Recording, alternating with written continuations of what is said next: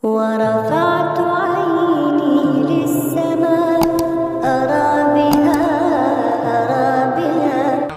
Kita sudah mengetahui bahwasanya dari sejarah awal mula Jatman yang di tahun 1950-an, Jatman itu juga menjadi Banom di tahun 1979. Nah, kemudian di tahun 2019 pun juga sudah ada SK dari NU sebagai Banom dan kepengurusan Habib Lutfi itu, dan rekan-rekan itu adalah sampai tahun 2023 dan sekarang ini sudah demisioner.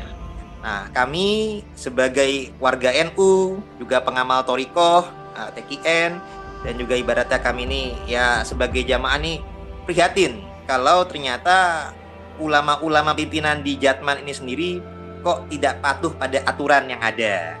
Nah, jadi dalam hal ini kami memberikan saran masukan kepada Abah Habib Lutfi, Mbok Yao jangan mudah menyatakan ada yang pihak yang mengkudeta sebagaimana dinyatakan dalam kronologis tadi. Karena ini juga bukan merupakan sebuah kudeta, wong kepemimpinan kepengurusannya sudah demisioner. Jadi kalau sudah demisioner, mestinya legowo untuk silaturahim. Karena kan namanya Jatman ini adalah badan otonom. Nah, tapi kami juga menyayangkan karena dalam surat yang ada, kami melihat ini Jatman kok ada SK Kemenhukamnya tunggal personal. Padahal kan dia semestinya badan otonom di bawah NU. Nah, itu nanti kita akan bahas juga bersama Kiai Hamdan. Karena kalau kami melihat nih ketika dalam surat pelarangan dari Jatman kepada anggota-anggotanya menghadiri silaturahim dengan PBNU, itu di kop suratnya ada tulisan SK Kemenhukam. Jadi bukan SK dari PBNU-nya, tapi kami lihat di sini bahkan ada SK Kemenhukamnya langsung. Yang seakan-akan nih Jatman ini berdiri secara independen. Padahal tadi oleh Kiai Hamdan sudah dijelaskan, Jatman ini adalah badan otonom di bawah PBNU dan bahkan dilahirkan oleh para ulama-ulama kiai-kiai Thorikoh yang anggota NU, dan juga jelas-jelas ini terikat dengan aturan daripada PBNU karena Jatman jelas adalah sebagai badan otonom.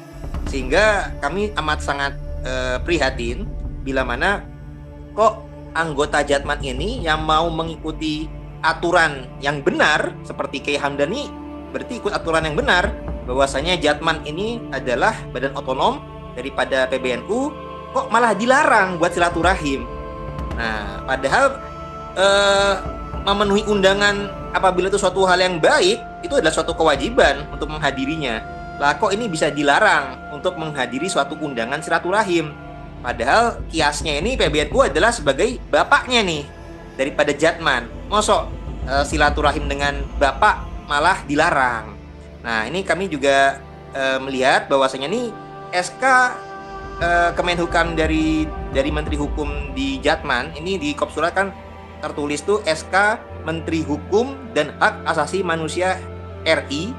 Nomornya ini AHU strip 00071H.01.07 tahun 2019.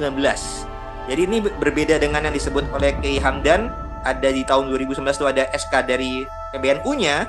Ternyata dalam kop surat Idaroh Aliyah Jamiah Ali Thorikoh Al-Mutabaroh An-Nadiyah Jatman ini ada SK Menteri Hukum dan Hak Asasi Manusia RI. Nah, artinya nih seakan-akan nih kepengurusan Jatman ini seakan-akan melepaskan diri kalau kami melihat. Seakan-akan nih kudeta alus mengaku sebagai NU tapi kok malah bikin SK sendiri. Nah, ini yang kami sangat khawatir dan juga kami prihatin ibaratnya. Dan juga kami sebagai umat ini juga prihatin karena Habib Lutfi sendiri sebagai ketua Rois-Am ini kan Rois-Am daripada Jatman harusnya menjaga citra yang baik sebagai ulama, apalagi ulama sufi. Kita tahu sendiri sufi tasawuf ini dalam ilmu Islam ini bagian yang sangat spiritual. Jadi kalau dalam ilmu Islam itu ada iman, Islam, dan ihsan. Iman melahirkan ilmu akidah dan juga jelas ada rukun-rukun imannya. Islam melahirkan ilmu fikih. Nah, kalau ilmu akidah tadi kan ilmu akidah alias ilmu kalam. Sedangkan dari ihsan itu kan kita tuh masalah kesadaran. kita beribadah seakan-akan kita menyaksikan Allah atau menyadari bahwasanya Allah menyaksikan kita.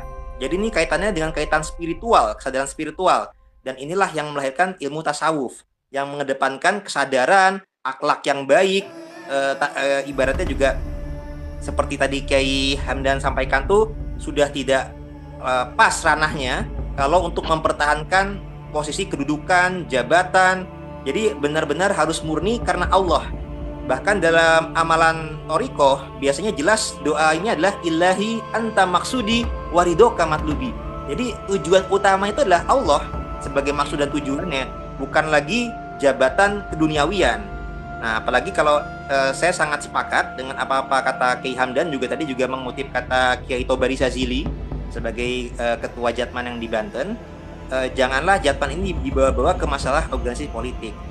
Dan juga kami juga menyayangkan figur Habib Lutfi ini sendiri, karena kami juga selain pelaku Thariqah, kami juga merupakan keturunan dari keluarga besar Wali Songo, juga dari keluarga Banten, dan dari garis ibu juga bersambung kepada Pangeran Diponegoro, keluarga Mataram.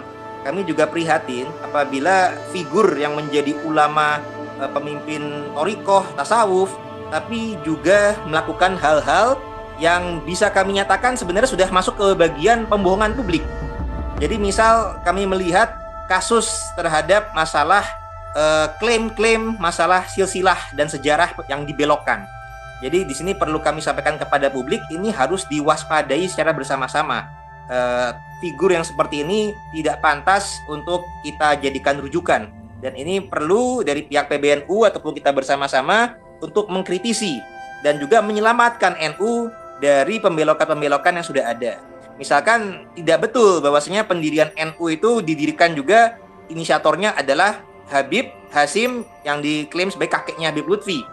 Ini merupakan pembelokan sejarah yang sudah masuk ke suatu buku pelajaran yang harus diluruskan kembali bahwasanya itu tidak betul. Nah, kalau untuk sejarah Jatman, Kiai Halwani juga sudah meluruskan. Nah, itu berarti kita melihat adanya bukti selain pembelokan sejarah NU, adanya pembelokan sejarah pada Jatman itu sendiri, dan juga pada tokoh-tokoh yang berjasa di Nusantara.